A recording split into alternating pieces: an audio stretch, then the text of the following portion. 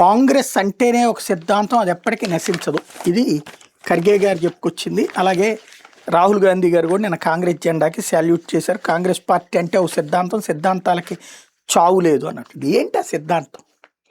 ఇప్పుడు ఎంఐఎం వాళ్ళది ఉంది, ముస్లిం సామాజిక వర్గ ప్రయోజనాలు, మైనార్టీలతో ఇతర మెజారిటీ వాళ్ళతో గొడవలు పెట్టుకోకుండా ఉంటాం. ఇది వాళ్ళది. మైనార్టీ ప్రయోజనం అన్నది ఓపెన్ సీక్రెట్. అలాగే తెలుగుదేశం ఉంది, పేదలకు సంబంధించిన పట్టెడు అన్నం లభించాలి అన్నటువంటిది వాళ్ళ ఆశయం. కమ్యూనిస్టులకు ఉంది తిండి బట్ట వసతి అందరికీ అన్నటువంటిది. భారతీయ జనతా పార్టీకి ఉంది హిందుత్వ ఆధారితమైనటువంటి జీవనం ఉండాలి, తిండి బట్ట వస్తే అందరికీ అందాలి, అదే సందర్భంలో సంక్షేమం అభివృద్ధి అనేటటువంటిది మత ప్రాతిపదికన కొన్ని వర్గాలకే కాకుండా అన్ని వర్గాలకి అందాలి. మెజారిటీలని ఆ పేరుతో వివక్ష చూపెట్టకూడదు మెజారిటీల పట్ల. ఇది వాళ్ళ సిద్ధాంతం. మరి కాంగ్రెస్ సిద్ధాంతం ఏంటి?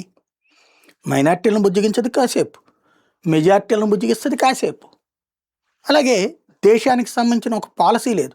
దేశాన్ని వ్యతిరేకించేటటువంటి చైనాతో వెళ్ళి ఒప్పందం చేసుకుంటుంది. అదే సందర్భంలో అమెరికాలో కూర్చుని ప్రెస్ మీట్లు పెడుతుంటాడు. అసలు ఏంటి పాలసీ? అది కదా తెలియాల్సింది ప్రజలకి.